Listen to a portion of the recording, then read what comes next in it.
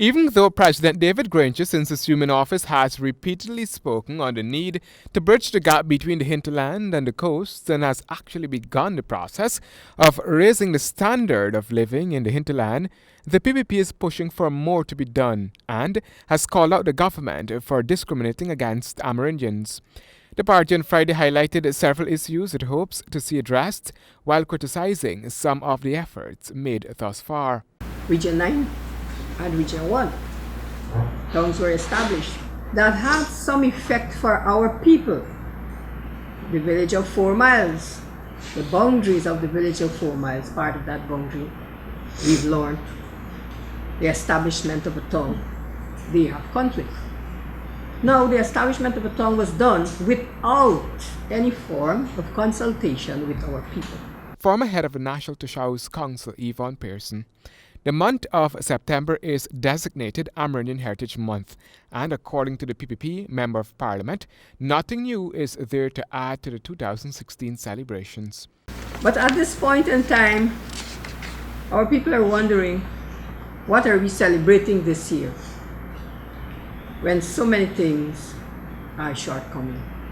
What are we really celebrating this year? Are we celebrating development? Are we celebrating a brighter future? Or our big question is, within 1 year, what changes were there?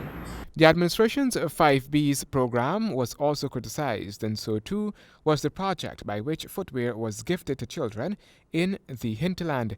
Here is Opposition Chief Whip Gail Teixeira. I have to borrow someone's from the interior and bring it out because it is absolutely ludicrous if you saw it. I don't think any of you would want to put your foot in it, much less your children. These are expandable rubber sandals with press studs that you can open as your child's foot gets bigger. And it's supposed to last for 5 years. The troubled fiber optic cable from Brazil to serve interior areas appears abandoned, according to the opposition chief whip.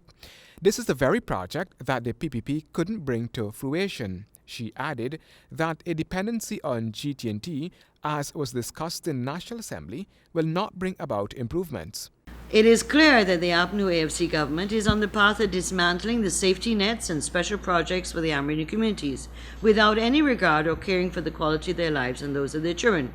The government was also accused of lining up the National Toasho Conference with the People's National Congress Reform Delegates Congress next week. Handel Duncan, HGP Nightly News.